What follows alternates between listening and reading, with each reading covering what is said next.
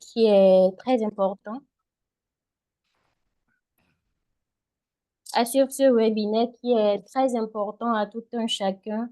Et j'espère que déjà à la fin de ce webinaire, tout un chacun en tirera grand profit. Aujourd'hui, notre webinaire s'intitule les clés de réussite d'un entretien d'embauche. Et nous avons deux grands panélistes qui répondent respectivement au nom de Léonce Aroinivo et Madame Chan Laura. Alors, je vais laisser Madame Chan se présenter. Déjà, elle est manager ressources humaines et développeur organisationnel. Je vous prie de bien vouloir fermer vos vidéos et de masquer également votre micro, s'il vous plaît. Alors, Monsieur Léonce, il est administrateur de projet, spécialiste de santé publique, coach et formateur en technique de recherche d'emploi. Alors, Madame Laura, vous me recevez? Oui, Madame Merveille, je vous reçois bien. D'accord, comment est-ce que vous vous portez? Ça va, je bénis Dieu. Merci. Et vous-même? Ça va très bien. Ok. Alors, Bonjour. oui. Alors, Madame Laura, comme je le disais d'entrée de jeu, elle est spécialiste en ressources humaines et développement organisationnel. Madame Laura, vous avez d'autres précisions à apporter, s'il vous plaît? Je crois que c'est l'essentiel de ma formation. Donc, je suis manager ressources humaines et développement organisationnel. Je Ok. suis Jeanne Bignon, la roi Yaya, épouse Rui Houndé. Des projets Et, étudiants. et Je vais essayer de faire. autre chose à préciser par rapport à mes expériences, c'est la conception et la gestion des projets. Faut dire que dans mon parcours, j'ai été pendant 5 années chef département programme aussi. Merci.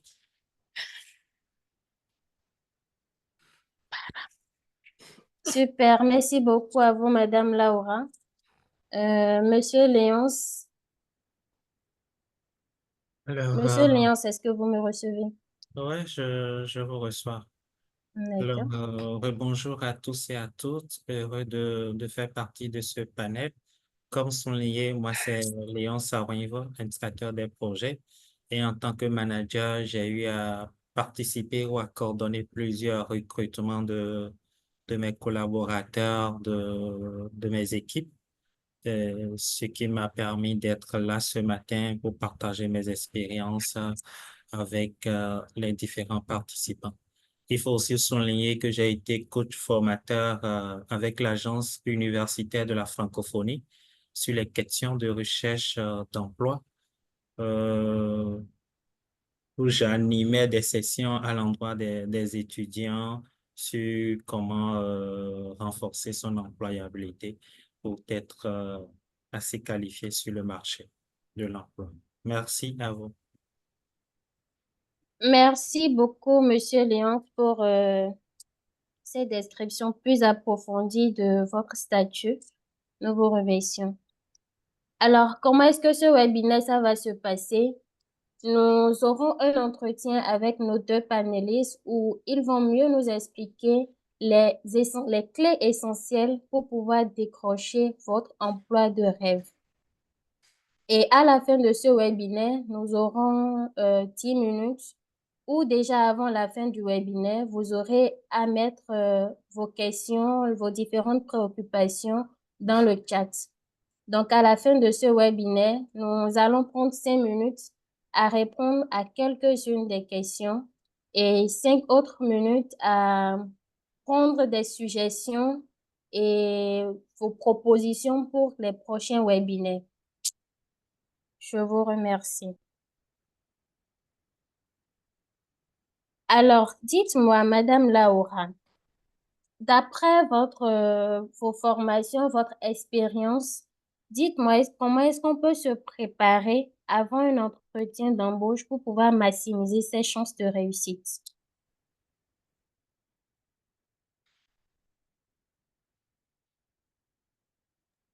Et merci, Madame Merveille. J'avais mon micro muté pour éviter des bruits parce que je ne suis pas directement à la maison.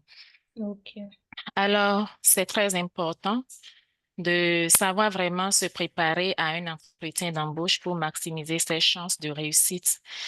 Euh, dans mes expériences en tant que manager ressources humaines et pour ces dizaines de recrutements que j'ai eu à faire, il arrive par an de recruter jusqu'à une vingtaine de personnes. J'ai remarqué souvent que nombre de candidates ne se préparent vraiment pas pour un entretien d'embauche. Il y en a qui viennent comme s'ils sont venus en balade. Alors, c'est déjà très important de savoir ce qu'est un entretien d'embauche parce que si on ne sait pas ce que c'est et sa valeur, son importance, il y a de quoi être mal préparé. Il est très important de réaliser que l'entretien d'embauche est une étape très importante dans le processus de recrutement. Parce que quand on dit recrutement, c'est tout un processus qui part depuis la préparation de l'offre d'emploi jusqu'à l'accueil et l'intégration et l'immersion de la nouvelle recrue. Bon, quand le processus est terminé, la personne est déjà recrutée.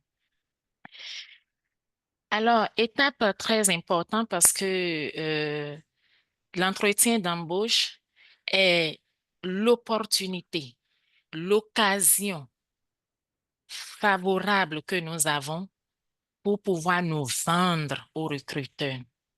Oui, le recruteur, lui, il a besoin de nos compétences et nous avons besoin de les lui vendre. Donc, c'est vraiment l'occasion rêvée. C'est pour cela, lorsqu'on fait une lettre de motivation, on finit toujours par cette ouverture de donner sa disponibilité pour mieux parler de soi.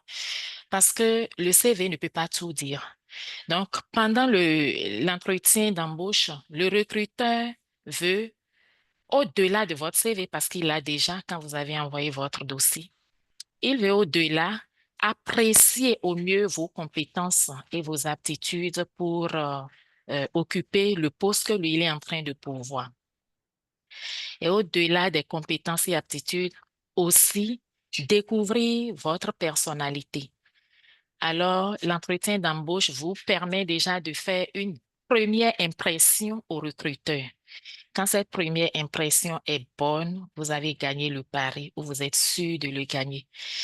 Et quand la première impression est mauvaise, le reste s'ennuie et on réduit drastiquement ses chances de réussir.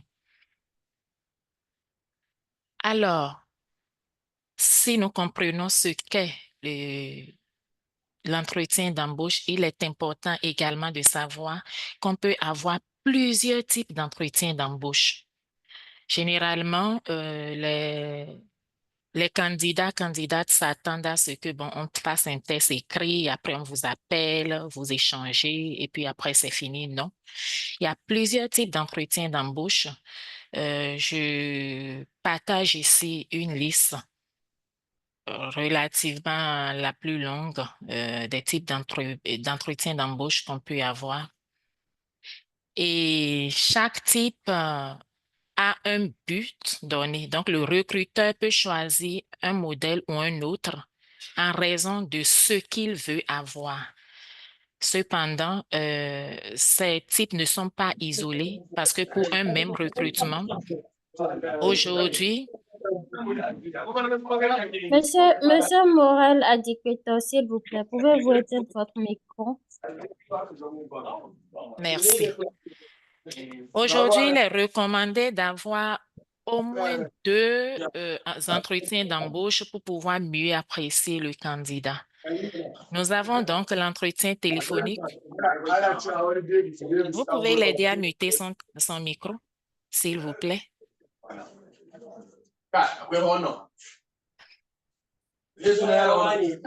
Aujourd'hui, est-ce que je suis OK, si vous me...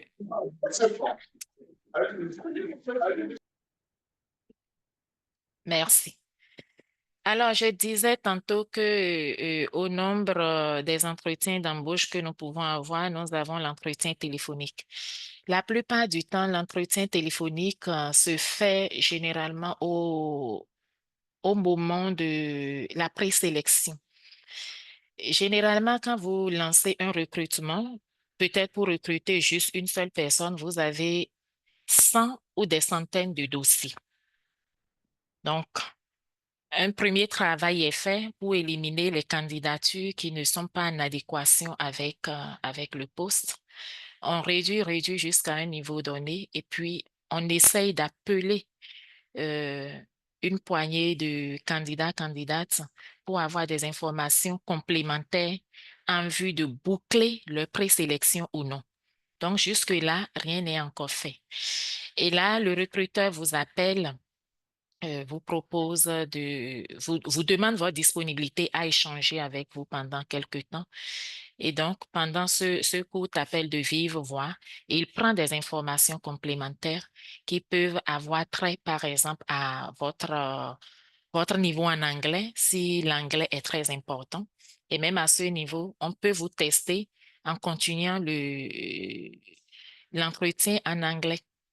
Parce qu'on peut vous dire, notez-vous sur une échelle de temps à temps, vous donnez, mais le recruteur peut aller un peu plus loin en essayant de vous parler l'anglais et voir comment vous réagissez. Ça peut aussi être le français que le recruteur veut tester, mais comme nous sommes un pays francophone, c'est généralement l'anglais qu'on teste. Mais ça peut aussi être le contraire. Peut-être que le recruteur veut aussi savoir si vous avez déjà occupé des postes dans des ONG, vous les avez mis, mais il veut en avoir un peu plus l'assurance. Votre motivation aussi à ces entretiens, ça revient. Et puis, parfois ou souvent aussi, votre prétention salariale. Pourquoi? Vous pouvez être un parfait candidat, mais il faut savoir si on a les moyens de continuer avec ce candidat ou pas. Parce que même si le salaire peut être négociable, il ne faut pas avoir un candidat qui mise largement au-delà de vos prévisions. Vous avez peut-être prévu 100 et 500 000 francs, le candidat mise 1 500 000. Comment allez-vous négocier pour l'amener à accepter les 500 000? Ce n'est pas évident. Mais vous avez prévu 500 000, le candidat mise peut-être 600, 700 000. Quand vous voyez les autres avantages liés au poste, vous pouvez vous dire, bon, on peut garder, peut-être qu'avec les négociations, ça va aller. Donc, il y a plusieurs raisons pour lesquelles l'entretien téléphonique peut être vraiment très important au recruteur. À ce niveau déjà, je marque une pause pour dire, il est très important d'être vraiment très courtois au téléphone. Et j'ai déjà des expériences avec des candidats peu courtois au téléphone. Après, ils réalisent que c'est l'entreprise ou l'organisation dans laquelle ils ont postulé, ou parfois même ils viennent à l'entretien et tombent parmi les membres du jury à la personne à qui ils avaient ou elles avaient mal parlé au téléphone. Donc, faisons attention, même quand on ne sait pas qui nous appelle, c'est toujours très intéressant d'être courtois. On peut aussi avoir des entretiens individuels directifs. Et là, les questions sont vraiment des questions très, très directives, bien préparées, bien structurées, et ce qui donne la chance à tous les candidats d'être évalués de la même manière. Des entretiens individuels semi-directifs, donc qui combinent des questions directives et des questions ouvertes. Des questions directives, pardon, et des questions ouvertes. Des entretiens individuels non directifs du tout. Là, généralement, c'est pour apprécier la capacité de communication de l'intéressé. Il faut dire que c'est aussi délicat parce que ce n'est pas évident. C'est des échanges libres comme ça, voilà, dirigés bien sûr par le recruteur, mais pour apprécier un certain nombre de choses chez vous.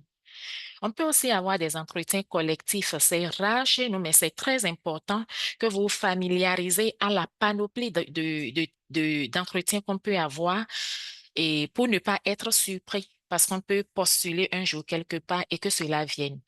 Généralement, lorsqu'on vous invite à un entretien collectif, c'est lorsqu'on veut faire des recrutements massifs, mais aussi lorsqu'on veut apprécier chez les candidats, candidates, la capacité de sociabilité, la capacité à travailler en équipe, la capacité à interagir avec les autres. Donc, faisons attention.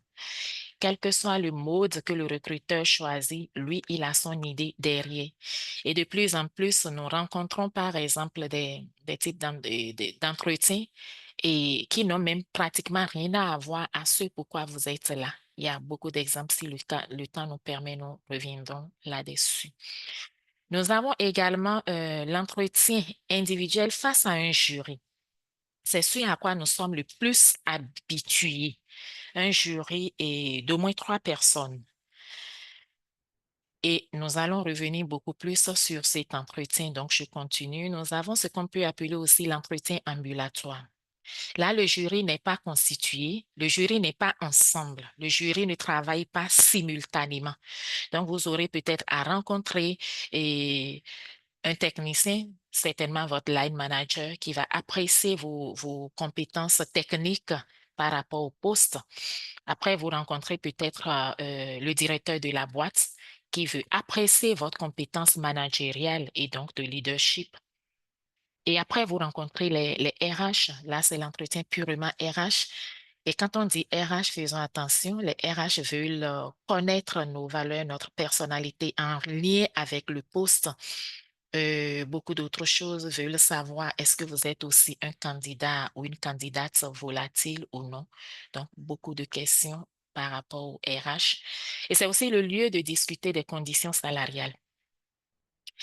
Souvent, les questions auxquelles les gens ne sont pas préparés, on demande aux gens quelle est votre prétention salariale. Bon, je sais que la maison a une grille. Non, les RH n'aiment pas ça. C'est aussi une opportunité de voir elle est à ce que nous prévoyons. Est-ce que nous sommes en phase avec ce que le marché demande ou pas? Mais aussi d'apprécier est-ce que le candidat sait ce qu'il vaut ou pas, etc. Et nous avons l'entretien en visioconférence. Il faut dire que l'entretien en visioconférence met beaucoup plus en avant le moyen. Donc, l'entretien face à un jury, par exemple, peut se faire en visioconférence. L'entretien individuel, directif ou semi, etc., peut aussi se faire en visioconférence, mais quand même, on a mis ça dans la typologie. Il y a le job dating ou encore salon d'emploi. Là aussi, c'est généralement pour recruter un nombre important de personnes. C'est pas l'entretien différé ou encore l'entretien en vidéo préenregistré. Ce n'est pas encore répandu, mais c'est bien quand même d'avoir l'information parce que là, le recruteur veut recruter beaucoup de personnes, lance les questions à qui de droit et vous donne l'opportunité de préenregistrer votre réponse dans une vidéo et de déposer sur une plateforme où le recrutement a lieu. Et ça laisse au recruteur le temps de revenir le nombre de fois qu'il veut pour réécouter, apprécier et voilà, décider. Alors, quel que soit le type d'entretien auquel on est invité, il est très important de se préparer. On ne se réveille pas un matin pour aller à un entretien sans s'être préparé en amont. Et donc, comment se préparer? Il y a des gens qui viennent à un entretien et on a comme impression qu'ils ne savent même pas pour quel poste ils sont là. Peut-être ils ont postulé dans plusieurs organisations, ils ne se souviennent même plus. Voilà. Il y en a qui viennent de façon débraillée, comme s'ils sont venus en balade. Il y en a, vous lisez leur CV, peut-être même à l'écrit, ils sont ou elles sont les meilleurs. Mais à l'entretien, ils ou elles déçoivent. Alors, il est très important de relire l'offre, de bien relire l'offre, de maîtriser, de cerner l'offre pour comprendre ce que veut concrètement le recruteur. Et à l'intérieur de l'offre, on a généralement la description du poste le plus détaillé possible. Donc, on ne peut pas venir à un entretien d'embauche sans savoir ce qu'on attendra de à ce poste. Quand vous avez fait ce travail d'amont, vous allez faire des recherches sur l'entreprise, sur l'organisation, parce que cela montre votre motivation. On dit, je suis motivé, mais on est motivé. Et quand on vous demande de parler de l'organisation, c'est là, normalement, qu'on doit rafler les points.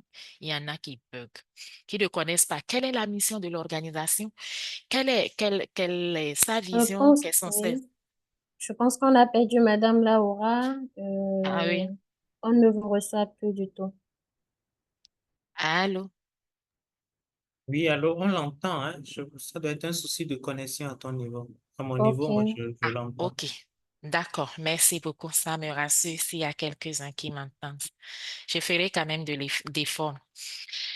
Alors, j'étais en train de parler de la préparation en amont, donc lire l'offre et analyser vraiment la description de poste contenue dans l'offre, chercher à connaître le plus possible l'entreprise, ses différentes politiques en matière de gestion du personnel, de politique peut-être de fraude, de sauvegarde des personnes et des biens et de toutes ces sortes de politiques, politiques de sécurité hein, de tout type. Donc, chercher à savoir le plus, voilà, toutes ces informations par rapport à l'entreprise et chercher même davantage à savoir par rapport au poste au-delà de l'offre. Donc, je peux me rapprocher vers d'autres personnes pour pouvoir apprécier et à un tel poste, quels sont les challenges, les défis, à quoi s'attendre, c'est très important. Réfléchir à ses propres objectifs et à ses compétences. Donc, on dit ses compétences, pas de façon vague, mais en lien avec le poste. Réfléchir aux questions courantes posées pendant un entretien d'embauche et s'y préparer. Ça, c'est très important parce qu'il y a, je le disais tout à l'heure, on dit par exemple, bon, parlez-nous de vous, et puis on commence par bégayer. Ou on dit encore en quoi vous êtes le meilleur ou la meilleure candidate, ou encore pourquoi je dois vous recruter vous et non pas quelqu'un d'autre, et on commence par bégayer. Ou on vous demande vos forces et vos faiblesses, il y en a qui n'arrivent même pas à donner leurs faiblesses. Les forces, généralement, c'est plus ou moins Effectivement, facile, et la et effectivement, là, Madame c'est Laura, encore, oui. je vous remercie pour les différents détails que vous nous avez fournis. Et déjà, à cette question où déjà à l'entretien, on demande très souvent aux candidats, parlez-nous de vous. Mhm. Comment est-ce que, en tant que candidat, on pourrait répondre à cette question sans pour autant réciter son CV? OK. Alors, comment répondre à la question parlez-nous de vous sans réciter son CV? Effectivement, je parlais encore des forces et faiblesses et c'est là. Comment répondre à la question parlez-nous de vous sans réciter son CV? C'est une question qui revient. Elle peut venir de plusieurs manières. Présentez-vous brièvement en nous disant en quoi vous êtes la personne idéale pour ce poste. Parlez-nous de vous ou encore pourquoi dois-je vous recruter, etc., etc. Ce sont des questions qui se rejoignent. Alors, très important de s'y préparer.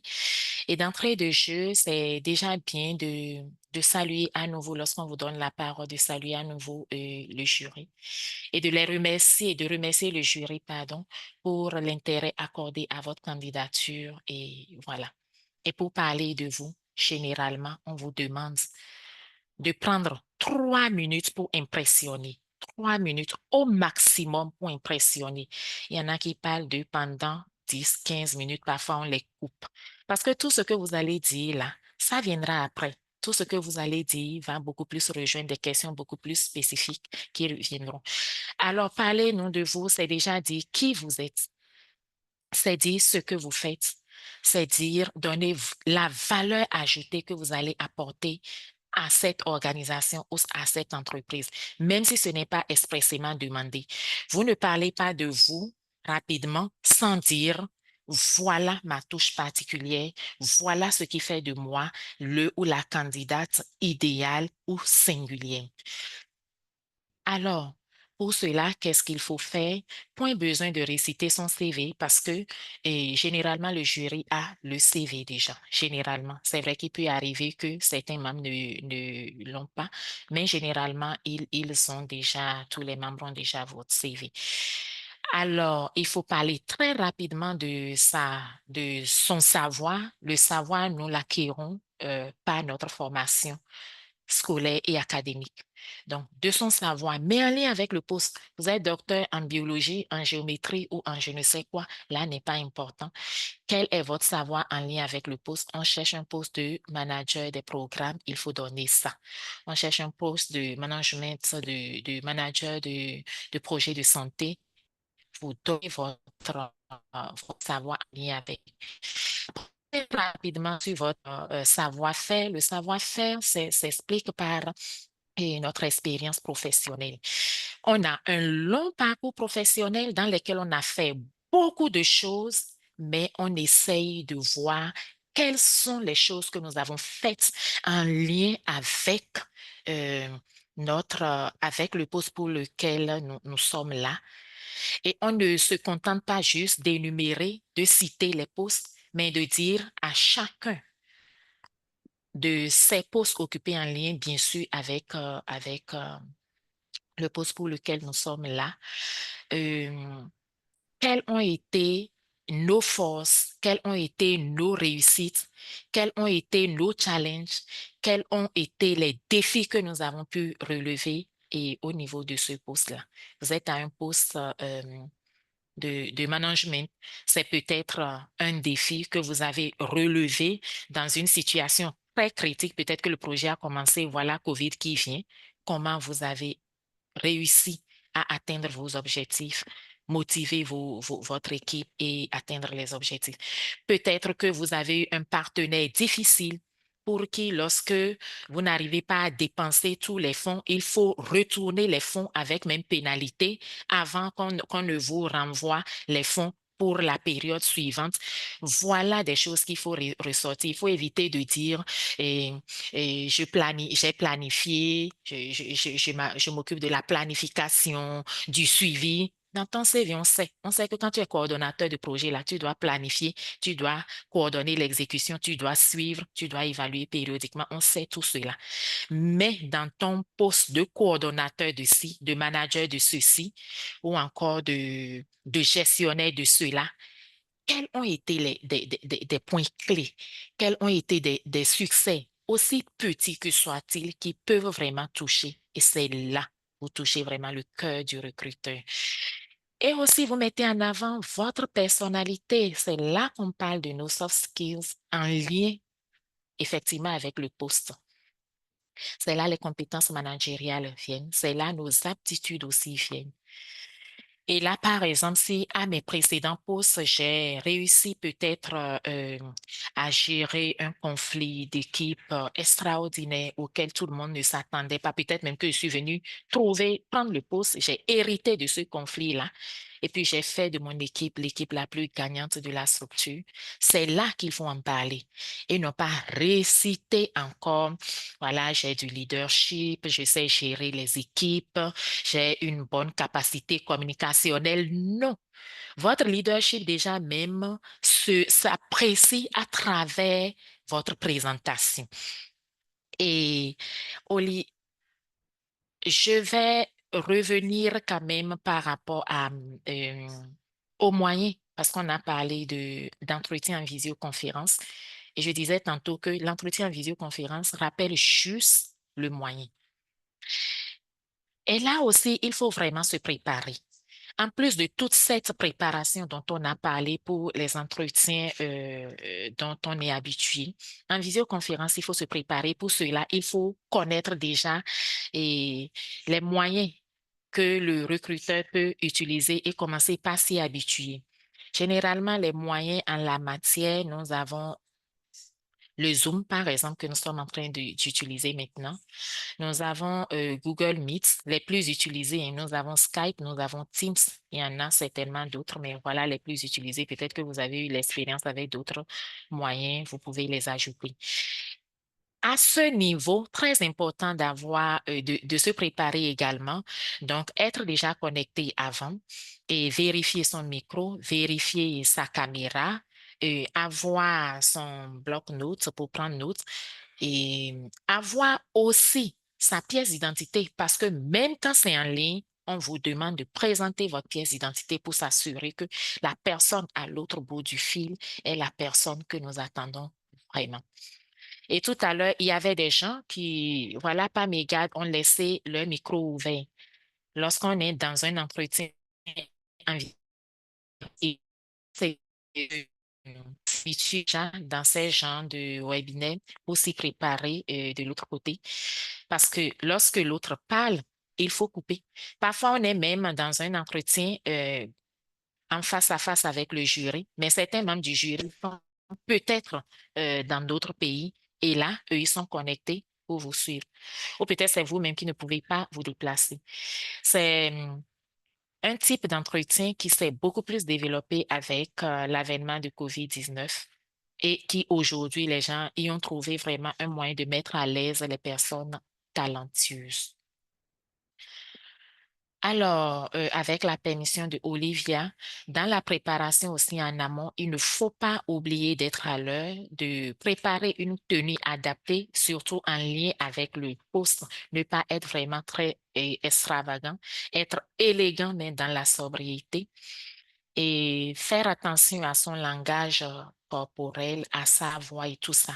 Voilà pourquoi, lorsque je dois aller à un entretien, il est très important de, à travers les questions qui arrivent généralement, de me préparer. Je peux même rester devant mon miroir et je présente mon speech. Je me pose la question moi-même et je, je réponds à la question, le gestuel et tout ça là, un gestuel vraiment bien mesuré.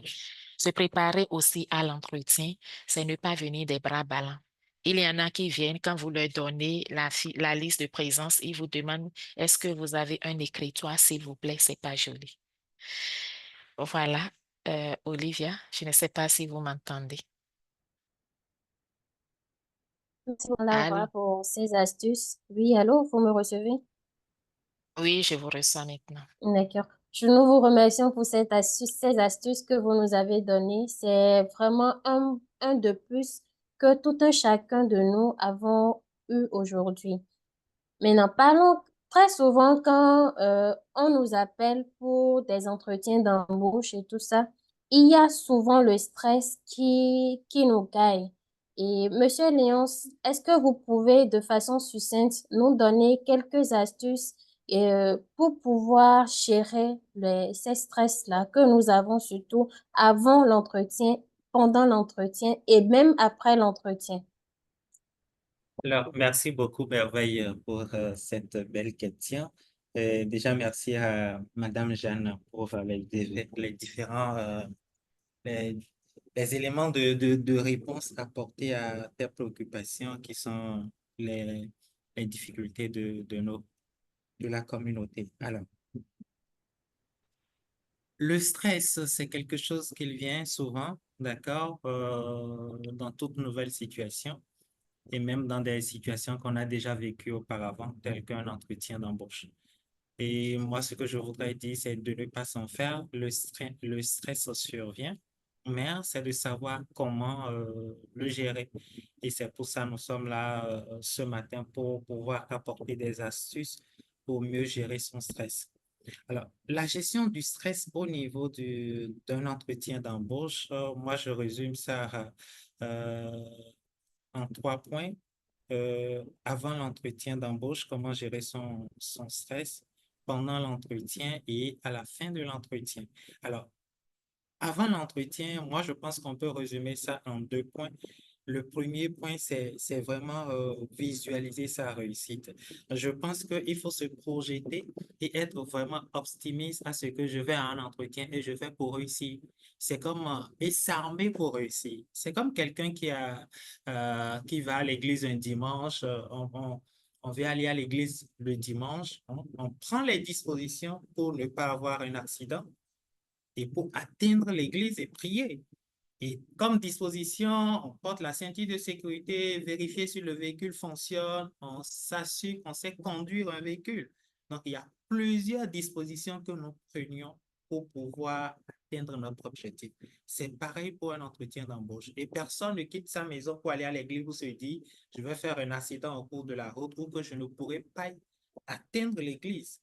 Donc, c'est de se projeter que lorsque je veux faire mon entretien, que je vais pour réussir mon entretien d'embauche. Et deuxième chose, on parle de la préparation. La préparation, elle est capitale.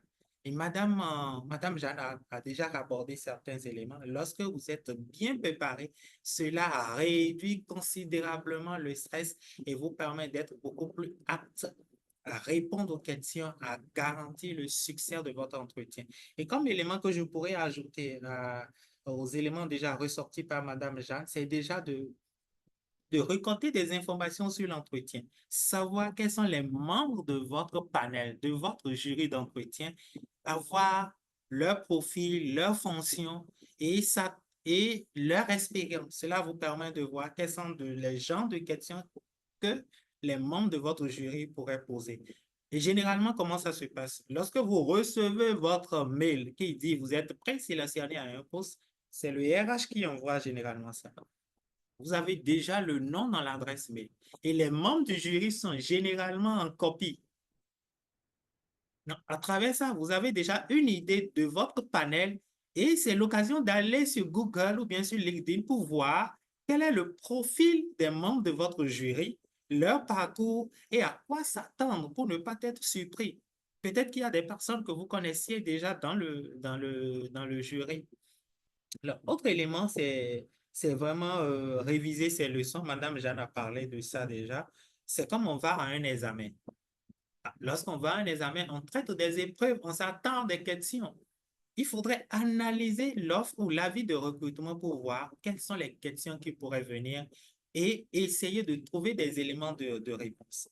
Et lorsque vous trouvez des éléments de réponse, essayez de répéter pour apprécier votre diction, votre voix, la précision que vous donnez dans vos réponses. C'est vraiment important.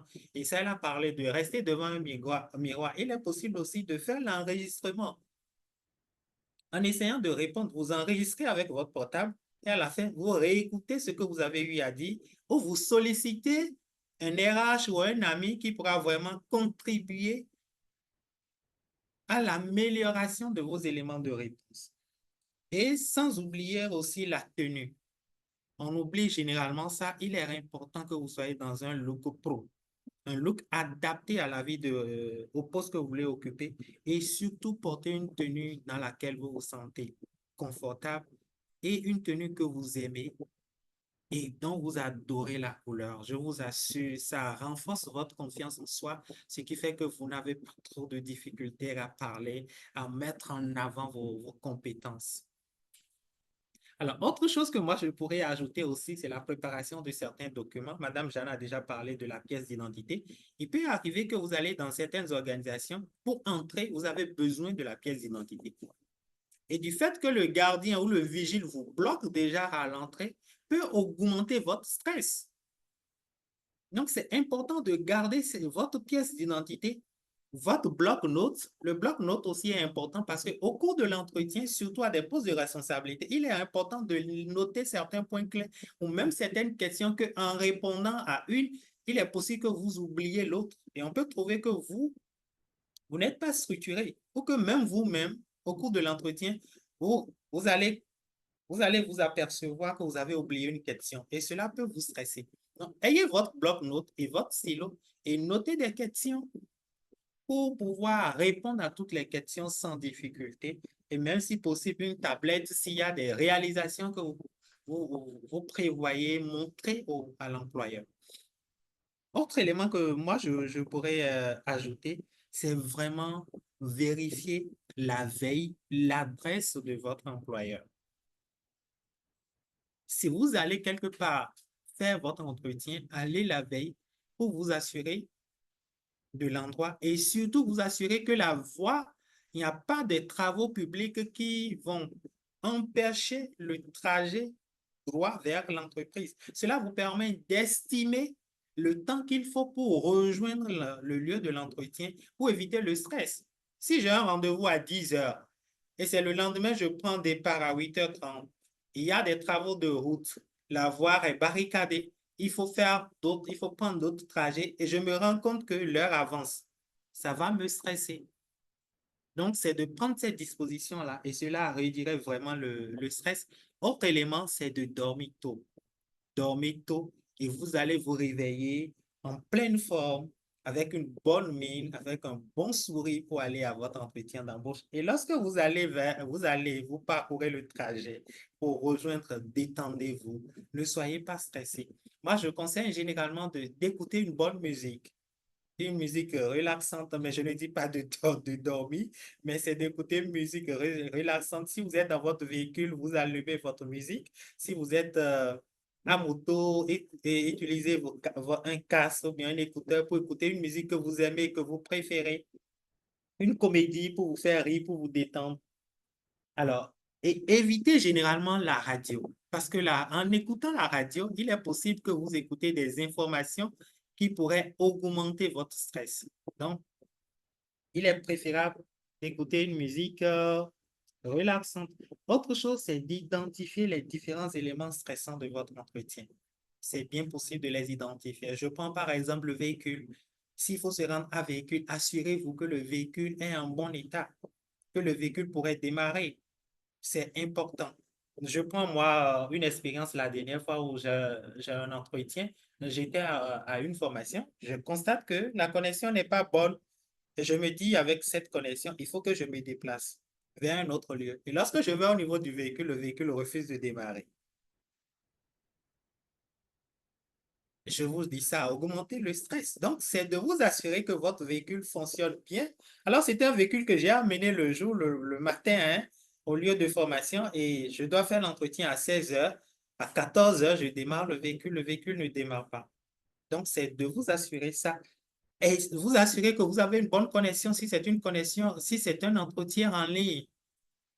Une bonne connexion, assurez-vous que vous avez un ordinateur bien chargé, un Wi-Fi bien chargé, tous ces éléments qui pourraient augmenter votre stress, c'est de vraiment les identifier et prendre les dispositions pour les corriger. Alors, voilà ce que moi je pourrais ajouter comme élément. Donc, avant l'entretien, 2 éléments: visualiser votre réussite et réaliser un très bon entretien, une très bonne préparation plutôt. Alors, pendant l'entretien, le premier élément qu'il faut retenir, c'est de dédramatiser, excusez-moi, dédramatiser vraiment la rencontre. La rencontre peut se passer, ne vous attendez pas que la rencontre se passe comme vous le voulez. Ça peut changer et peu importe la façon dont l'entretien a démarré, il faudrait que vous puissiez l'activiser et vous adapter à ce qui se passe. Vous attendez que vous asseyez comment dit-on, à la salle d'accueil ou à la salle d'attente, quelqu'un vient vous accueillir, vous installe, mais non. Il peut arriver que c'est la réception qui vous appelle: et monsieur, l'entretien est dans telle salle, allez-y là-bas, et vous allez. Il ne faut pas que cela vous démotive. Donc, soyez vraiment positif et attendez-vous à toute situation et sachez vous adapter. Alors, pendant l'entretien, il est important de respirer profondément pour vraiment vous adapter et répondre aisément, et surtout déconnectez-vous des appareils. Lorsque vous êtes dans un entretien et votre téléphone sonne, par exemple, ça vous déconnecte. Vous perdez le fil de l'entretien. Mettez vos téléphones sur mode silencieux. Ça vous permet de vous concentrer et éloigner même ça de vous. Parce que si c'est sur la table à côté de vous, lorsque ça sonne, vous allez voir que le portable est en train de sonner. Donc, c'est important de mettre ça dans votre sac et d'être concentré. Et l'autre chose, c'est de vous installer confortablement. Confortablement, asseyez-vous droit, dans une posture droite, le dos contre le dossier et les mains sur la table. Vous mettez les mains sur vos jambes et fixez les membres du jury. Faites face aux membres du jury. Il peut arriver que les membres du jury vous proposent de l'eau. N'hésitez pas à prendre. Parce qu'il peut arriver qu'au cours de l'entretien, que votre gorge soit desséchée. Donc, vous pourriez prendre l'eau à tout moment pour boire, mais moi, je ne conseille pas généralement le café, parce que le café, nous avons la caféine dedans, et qui parle de caféine peut augmenter, peut stimuler votre nervosité et ce qui peut entraîner plus de stress. Donc, n'hésitez pas si on vous propose de l'eau. Alors, c'est assumer votre stress. Autre élément, assumez votre stress. Le stress, ça vient, même pour ce webinaire, on a fait des préparations sur des préparations. Mais pour venir là et parler, au début, on est stressé. Donc, attendez-vous qu'au début de votre entretien, peu importe votre expérience, que les premières minutes que vous soyez stressé, mais c'est de savoir gérer. Et lorsque vous êtes trop stressé, que vous n'arriviez pas à répondre aux questions, n'hésitez pas à dire aux membres du jury que vous avez besoin de quelques temps pour respirer profondément, pour pouvoir gérer votre stress et mieux participer à l'entretien d'embauche. Et n'oubliez pas aussi que si vous allez à un entretien d'embauche, c'est parce qu'on a lu votre CV et on a vu que vous répondez au poste. Ça veut dire que vous avez des qualités, vous avez des compétences. Et il faut savoir les vendre. Donc, pourquoi se stresser? On a trouvé en vous un point positif déjà. Donc, gardez ça à l'esprit et sachez que l'employeur qui vous recrute aussi, c'est une occasion de vendre son entreprise pour vous montrer que son entreprise ou son organisation est la meilleure pour vous dans le développement de votre carrière. Que l'entreprise répond à vos aspirations professionnelles. Donc, vous êtes dans un jeu d'équilibre qu'il ne faudrait pas se stresser et savoir que vous êtes à la recherche d'un emploi, d'un gagne-pain, vous êtes à la recherche d'un revenu mensuel. L'employeur aussi à la recherche du bon candidat dont vous faites partie déjà de la liste. Maintenant, c'est de lui confirmer que vous êtes réellement le bon candidat. Et lorsque vous avez ça à l'esprit, vous forgez ça à l'esprit, ça réduit vraiment votre stress et concentrez-vous au cours de l'entretien. Restez concentré. N'allez pas, ne divaguez pas dans vos esprits, pensez à des idées négatives. Non, restez concentré. Vous êtes là pour quelques minutes, répondez aux différentes questions et apportez des solutions. Et gardez votre sang-froid devant toute situation. Il peut arriver que les membres du jury, certains membres du jury, vous déstabilisent, cherchent à vous déstabiliser. Mais restez concentré, peu importe la situation, répondez et soyez franc dans tout ce que vous dites. Alors, à la fin de l'entretien, après l'entretien, on est stressé, on se dit, est-ce que j'ai pu convaincre les membres du jury? Est-ce que je pourrais avoir ce poste? Soyez rassurés qu'à la fin de l'entretien, c'est normal. Mais il est important que pour éviter ce stress et de pouvoir faire le point pouvoir au cours de cet entretien, faire une auto-évaluation, voir qu'est-ce qui a marché, qu'est-ce qui n'a pas marché. Cela vous permettra de pouvoir vous projeter pour les prochains entretiens.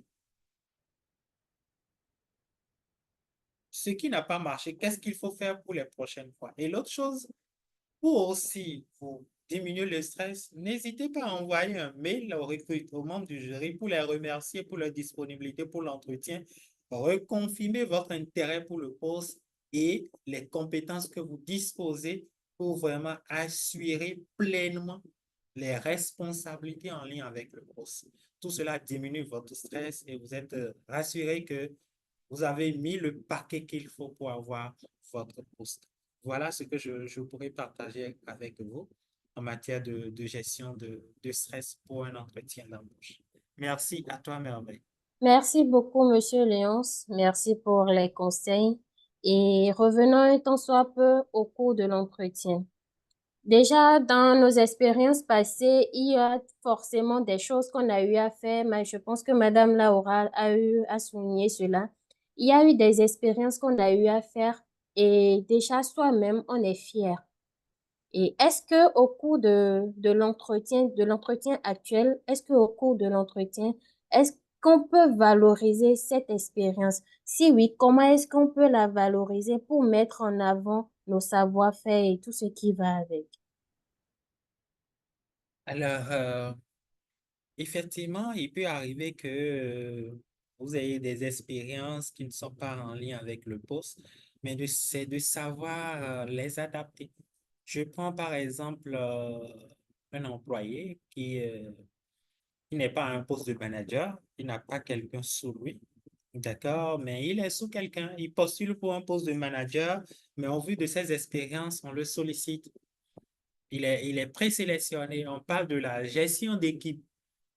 On demande ses expériences en matière de gestion d'équipe. Alors, pour quelqu'un qui milite dans une association, dans son quartier, dans son église, dans une chorale, où il est responsable, ou bien d'un club de son quartier, où il est responsable, il a des gens avec lesquels il travaille. Il gère une équipe de son club, club de football ou je ne sais pas quoi, je dis n'importe quoi, sa chorale, il gère déjà une équipe. Ça fait partie des éléments qu'il peut ressortir pour vendre, pour montrer à l'employeur qu'il a les capacités en matière de gestion d'équipe et qu'il a déjà géré une équipe. Je prends par exemple la gestion des conflits. Même si je n'ai pas eu je n'ai pas eu l'occasion de gérer les conflits, d'apporter des solutions à des conflits entre collègues qui sont sous moi, mais en communauté, en tant qu'animateur, j'ai eu à apporter des éléments pour gérer des conflits intercommunautaires. Ça fait partie des éléments que je pourrais vendre et l'adapter au profil. Donc, c'est vraiment la capacité d'adaptation de ces expériences personnelles dans le monde professionnel. Donc, c'est bien possible, mais c'est de pouvoir analyser et adapter ces expériences personnelles au monde professionnel et les vendre à l'employeur pour montrer une fois de plus que vous êtes le meilleur candidat qu'il faut à ce poste et que vous disposez des compétences nécessaires pour assurer pleinement le poste. Merci. Merci beaucoup aussi à vous, Monsieur Léonce. Madame Laura. Madame Laura, est-ce que vous me Oui, recevez? je suis là, Madame Merveille. D'accord. Vous avez eu à rencontrer plusieurs candidats à des entretiens. Vous les avez eus, vous avez eu à discuter avec eux. Et ma question est de savoir, est-ce que à la fin d'un entretien, est-ce qu'il est possible de pouvoir poser des questions? Si oui, selon votre expérience, quelles sont les véritables questions qu'on pourra poser pour ne vraiment pas aller hors sujet et être vraiment pertinent? Merci, Madame Merveille. Je ne dirais pas est-ce qu'on peut poser des questions, mais je vais affirmer en disant on doit même poser des questions. Parce qu'un entretien d'embauche, ce n'est pas une prestation. C'est pas genre, je suis venu livrer une prestation, je livre et je m'en vais. Non, il y a toujours quelque chose qu'on ne maîtrise pas, soit par rapport à l'entreprise, soit par rapport à la culture d'entreprise, soit même par rapport au poste. Et donc, poser des questions confirme au recruteur notre intérêt à ce poste-là. Donc, c'est de poser vraiment des questions en lien avec le poste. Par exemple, si c'est un poste de management, si j'étais retenu au bout de ce processus, avec combien de personnes je vais travailler? Si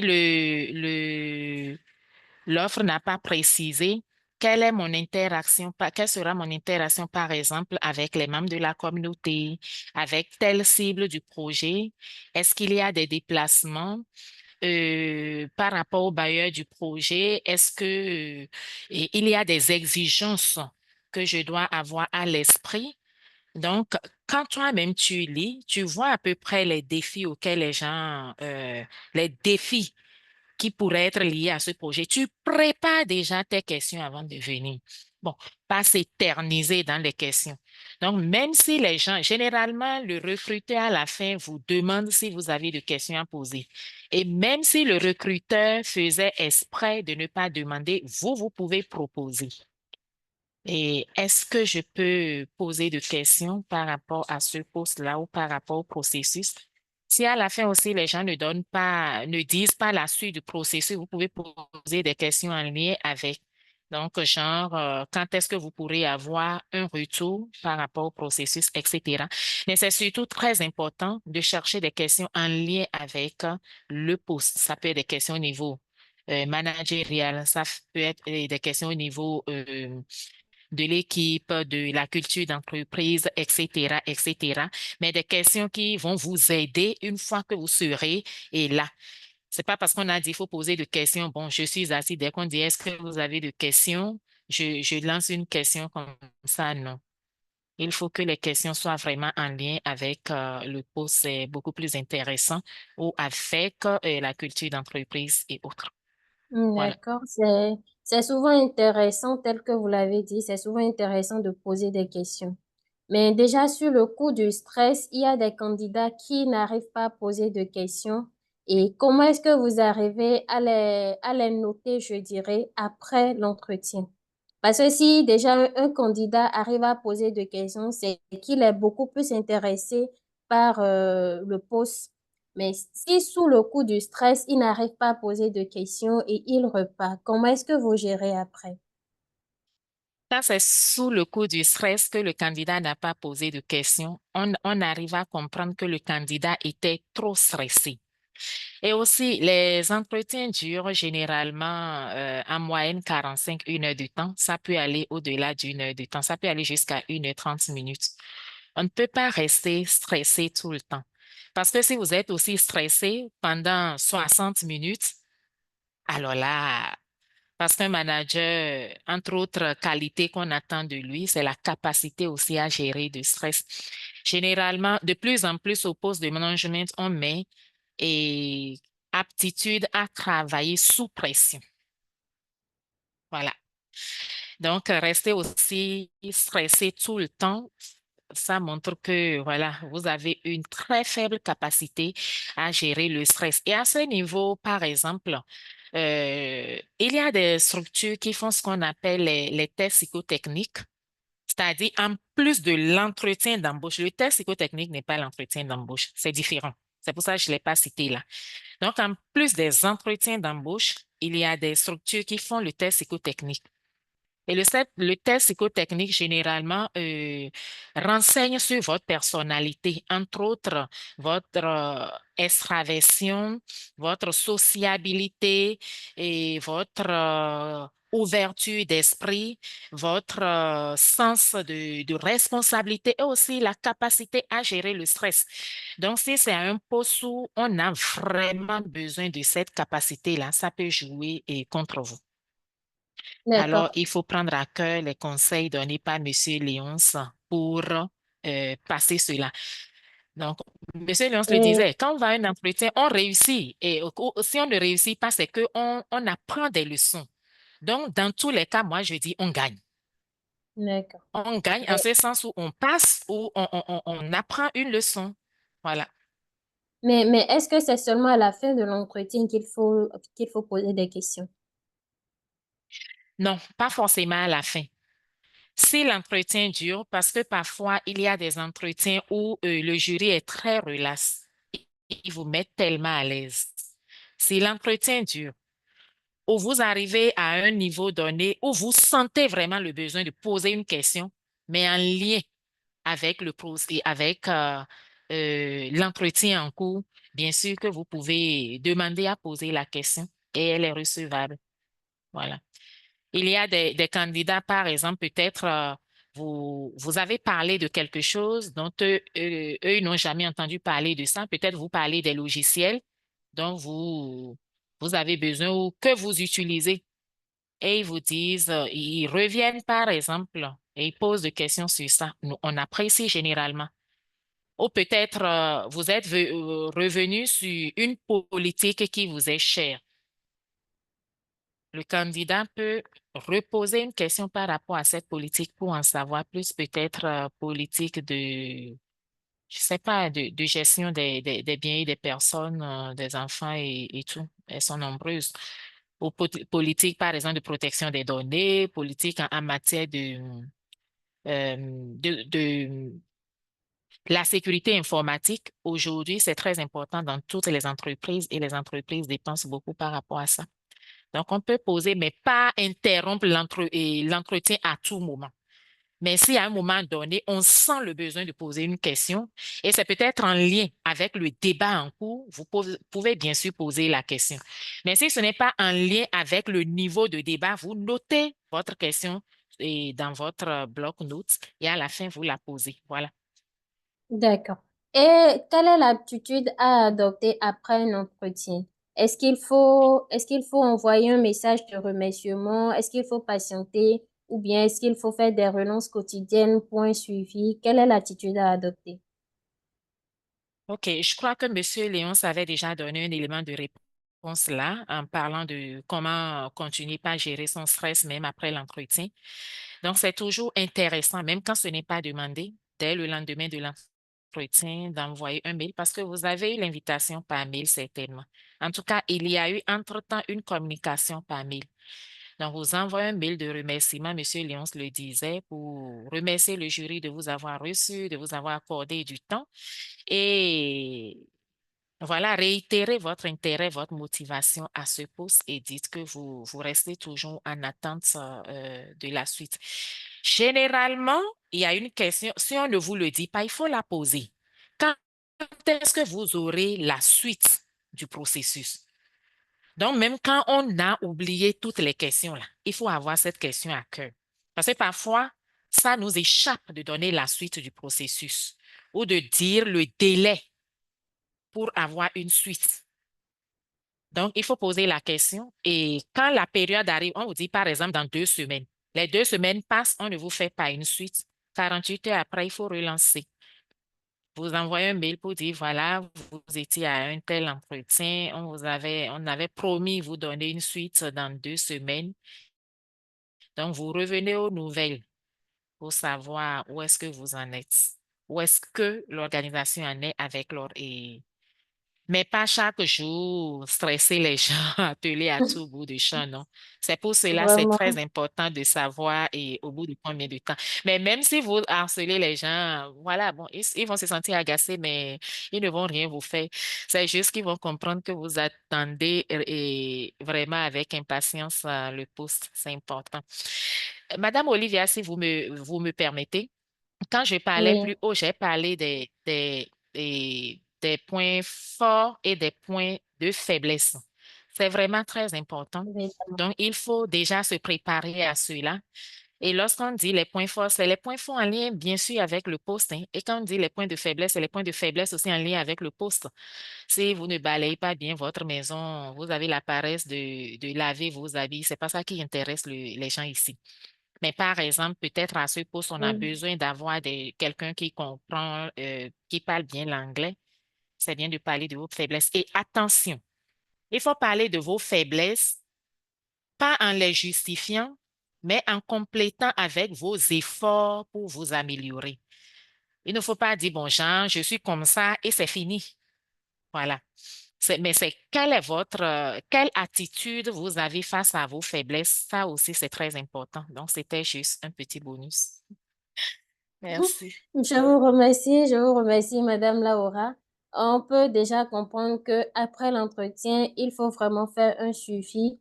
Quand on parle de suivi, ce n'est pas vraiment relancer les gens tout le temps, mais vraiment le faire de façon stratégique. Si c'est par mail, envoyer quand même un message de remerciement et autres. Et si, par exemple, c'est dans le cas d'une candidature spontanée ou c'est juste un appel comment dirais-je, où on a eu à fixer l'entretien ou après l'entretien et tout ça, Mhm. on peut déjà garder le numéro et après faire le suivi auprès de ce numéro-là, mais de façon très stratégique. Je vous remercie, Madame Laura, Parfait. Monsieur, pardon, Merci à vous aussi. je vous remercie également. Merci à vous aussi. Le plaisir est partagé. Alors, chers amis, nous sommes à la fin de ce webinaire. Comme on s'est dit au début, nous allons répondre à quelques-unes des questions qui ont été laissées dans le chat.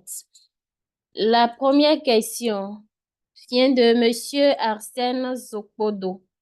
Il demande comment est-ce qu'il faut faire pour ne pas être le premier à annoncer un chiffre en premier. Bon. en premier et amener le recruteur à vous donner une idée.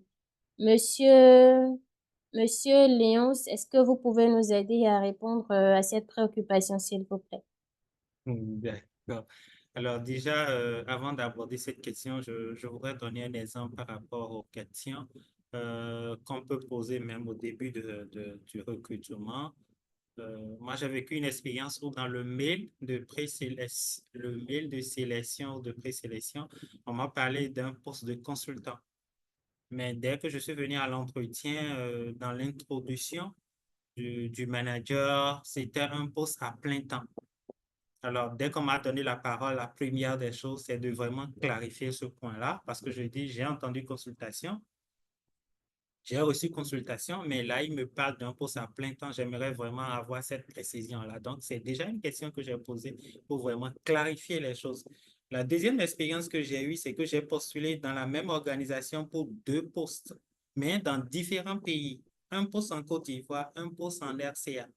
Donc, dans le mail que j'ai reçu, on n'a pas précisé c'était pour quel pays, mais c'est le même poste, les mêmes responsabilités, le même salaire.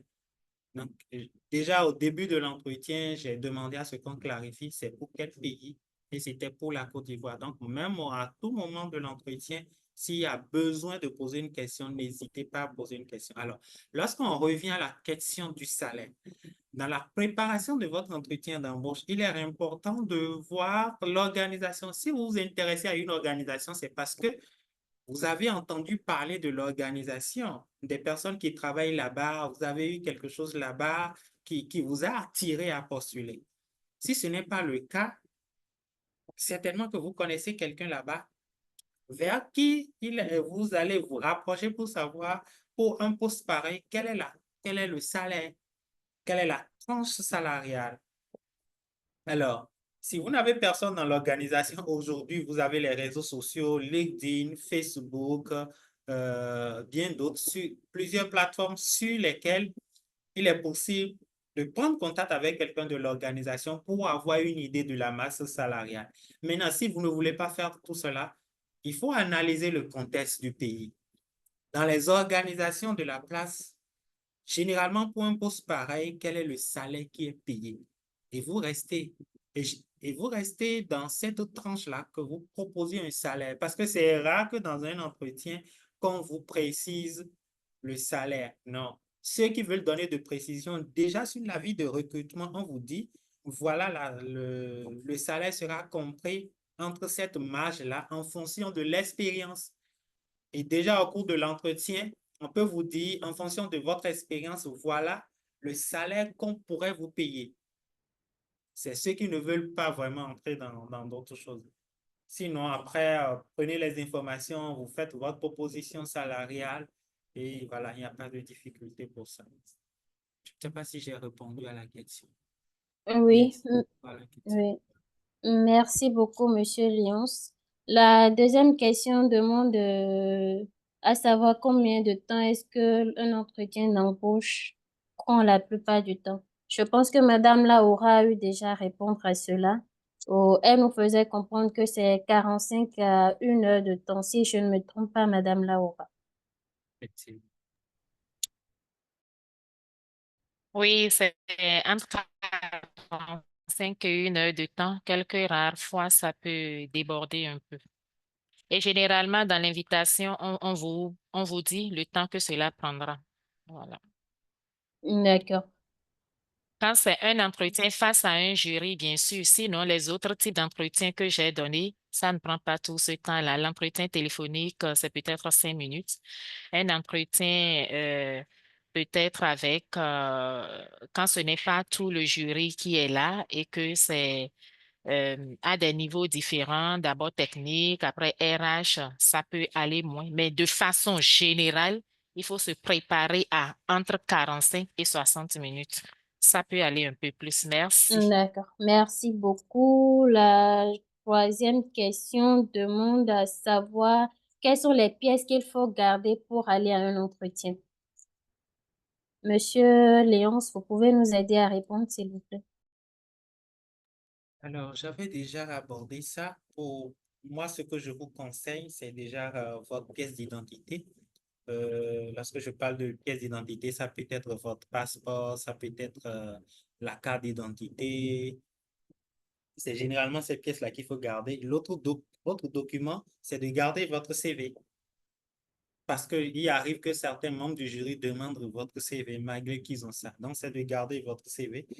Même si on ne demande pas, ça vous permet aussi de vous assurer que ce que vous donnez comme information, c'est réellement ce que vous avez écrit entre-temps sur votre CV et d'être vraiment logique dans ce que vous dites. Alors, autre élément, j'ai parlé d'un bloc-notes, j'ai parlé d'un stylo qu'il est important de garder, sans oublier aussi une tablette. Une tablette, c'est au besoin. Au besoin. Si vous avez, par exemple, c'est un poste de graphiste, si c'est un poste de développeur web, de rédacteur web, vous voulez montrer des articles que vous avez eu à développer, il est possible que vous gardiez une tablette pour montrer un peu aux recruteurs ce que vous avez eu à faire auparavant. Mais ce n'est pas une obligation pour la tablette, mais c'est important de garder vraiment le CV, la pièce d'identité, bloc-notes et stylo. Merci. Merci beaucoup, Monsieur Léonce, pour les précisions. Madame Olivia, vous me recevez?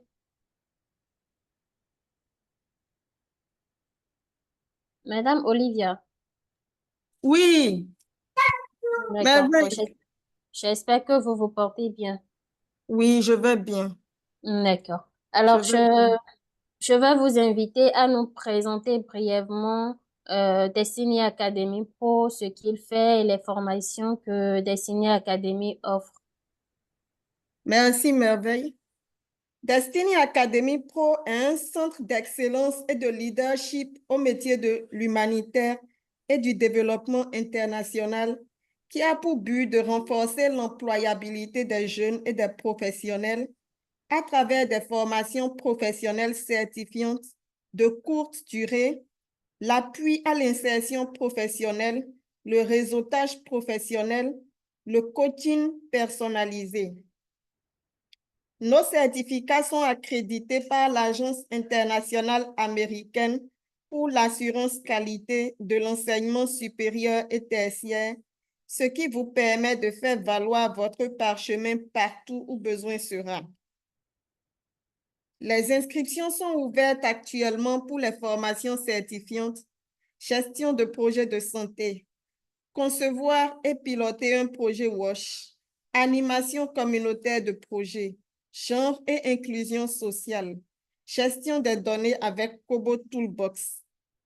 Pour plus d'informations sur nos formations, visitez notre site web www.destinyacademy.com ou contactez-nous au plus 229 56 26 26 35 ou plus 229 56 56 61 86. Merci, merveille. Merci à tous. Merci beaucoup et nous invitons tout un chacun à s'inscrire massivement. Aussi, vous avez des connaissances qui sont dans le besoin. N'hésitez pas à parler de chacune de ces formations. Nous avons des formations en GPS et autres. Donc, si vous voulez plus de précision, merci de nous contacter inbox. Maintenant, nous allons répondre aux suggestions. Nous allons prendre les suggestions de nos prochains webinaires.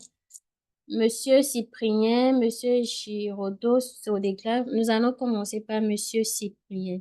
Merci d'activer votre micro. Monsieur Cyprien, merci d'activer votre micro et de nous donner vos suggestions pour le prochain webinaire. Ok, merci beaucoup. Tout d'abord, je tiens à remercier d'abord cette initiative de Destiny Academy Pro pour d'avoir quand même pensé à pouvoir nos capacités sur ces différentes stratégies adaptées au cours d'un entretien d'embauche, ce qui est très capital à l'ère actuelle au 21e siècle où tout évolue au jour le jour. Et concernant des suggestions, j'aurais aimé que ces initiatives soient répétées de façon mensuelle. Voilà, c'est un peu, ou pas quinzaine quand même, durant le mois, histoire que Évidemment. ceux qui ne sont pas connectés aujourd'hui puissent être connectés et peut-être voilà, prochainement pour pouvoir quand même bénéficier de ces enseignements directs de nos panélistes. Au-delà de ça, j'ai des préoccupations. Je ne sais pas si je peux profiter pour en poser ou pas. Bon, rapidement, en 1 minute, vous allez la poser, puis nous irons très rapidement. Merci. OK. Bon, tout d'abord, je remercie beaucoup.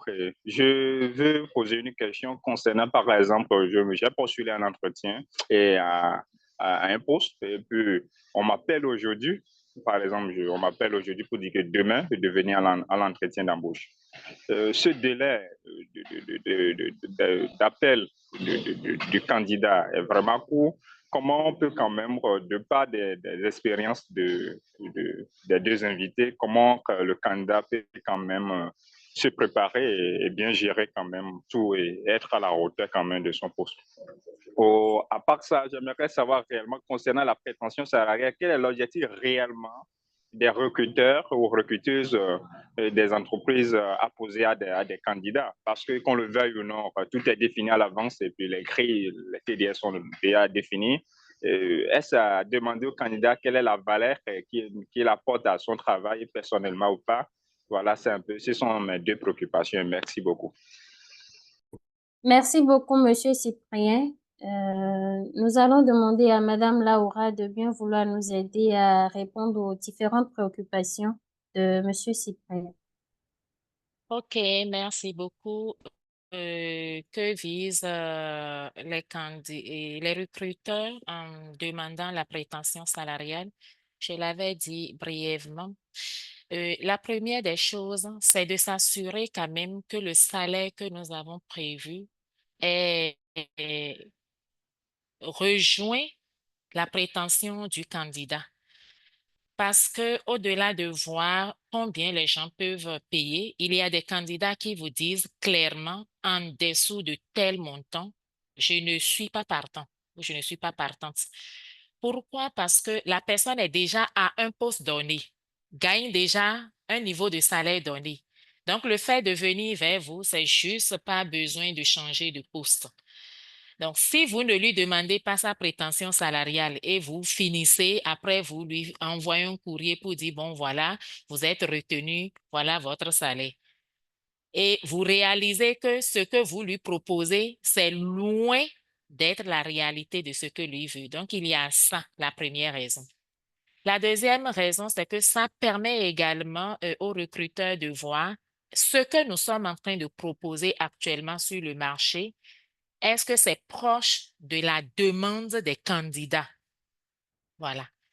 Et ça nous permet, dans ce cas, de voir dans l'avenir comment ajuster pour tel poste parce que il nous est vraiment arrivé de dire à un moment donné, apparemment à tel endroit, nous sommes vraiment en deçà de ce que nous proposons, pas forcément mon actuel poste. Il y a ça. Et puis, la dernière chose, c'est quand même important, non, de réaliser que l'intéressé s'informe. C'est normal. Quand on travaille, c'est pour avoir son gagne-pain. Donc, ça permet de savoir est-ce que vous êtes informé de l'évolution des prix sur le marché, mais est-ce que aussi vous savez ce que vous valez? Est-ce que vous avez une idée de ce que vaut le poste? Parce que lorsque vous avez un poste de grand défi où c'est prévu 1 million de salaire et quelqu'un vient vous propose 200 000, et moi, j'ai déjà eu ça une fois, même une fois, plus d'une fois. Et les collègues se sont dit, bon, c'est vrai qu'au Bénin, les salaires sont bas. Mais est-ce que ce candidat-là, il a une vraie idée du niveau du poste? Parce qu'un poste qui vaut 1 million et vous proposez 200 000. À mon avis, c'est que vous n'avez vraiment pas une idée de ce que vaut le poste en termes de défis, en termes de challenge. Voilà. Donc, il y a plusieurs raisons. Peut-être que M. Léonce peut aussi compléter les raisons pour lesquelles on demande. Merci. Je pense que c'est l'essentiel, hein. L'essentiel est dit. Ce que je voudrais compléter, c'est que de ne pas s'inquiéter à fournir une marge une marge. Si vous fournissez une marge qui est très élevée et que vous avez une compétence, vous avez tous les atouts pour le poste, le recruteur peut décider de se rapprocher de vous pour échanger avec vous, pour voir si cette proposition salariale vous convient. Et généralement, ça se fait même avant même d'aller aux références pour vous assurer que vous êtes vraiment intéressé par le poste. Alors, si c'est bas, ce qui se passe, on se pose vraiment beaucoup de questions par rapport à est-ce que la personne a compris les challenges et autres. Et c'est une décision collégiale du jury qui prend effet en ce moment. Donc, ça varie d'une organisation à une autre, d'un jury à un autre. Voilà ce que je peux ajouter. Mais c'est de s'apprêter et vraiment rester dans, ne pas être loin de ce qui est prévu. Merci. Merci beaucoup. Merci. Merci. J'aimerais, si vous permettez, ajouter très rapidement que c'est vrai que les salaires sont fixés à l'avance, mais n'ayez pas peur. Ne pensez pas que si vous proposez bas, on vous donnera moins que ce qui est prévu. Non, on ne triche pas avec les grilles salariales. C'était juste pour rassurer dans ce sens. Merci à M. Léonce pour ses apports.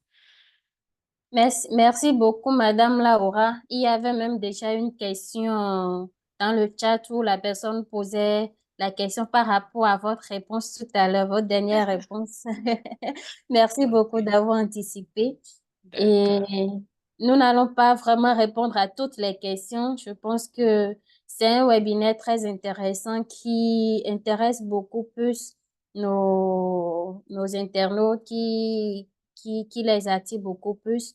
Donc, je pense que nous allons voir dans quelle mesure il faut programmer encore d'autres webinaires dans ce sens-là ou voir encore des questions qui pourraient les intéresser beaucoup plus.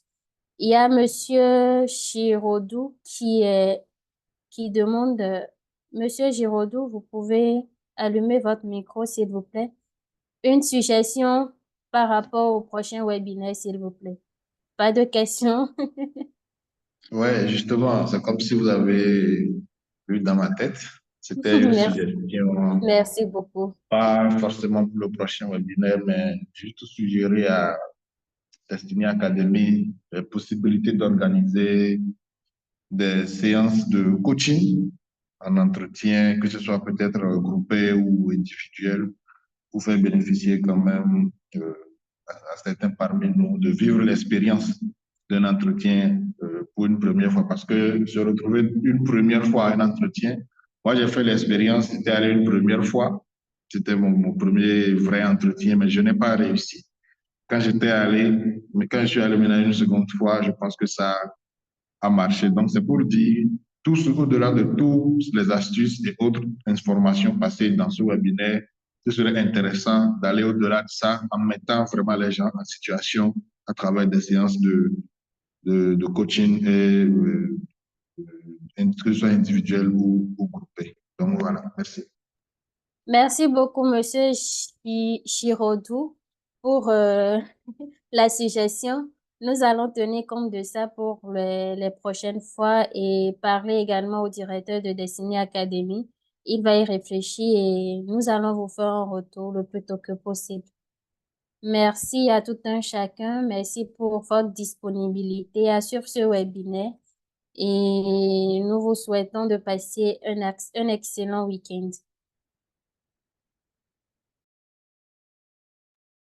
Allô?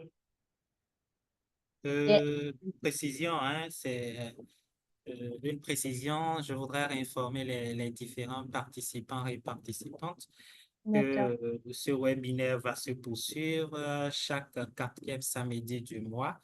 Nous aurons à animer un webinaire sur tout ce qui concerne la recherche d'emploi, sa carrière professionnelle. Donc, restez connectés à nos plateformes pour découvrir le prochain sujet sur lequel portera notre webinaire. Merci. Merci beaucoup, Monsieur Léonce.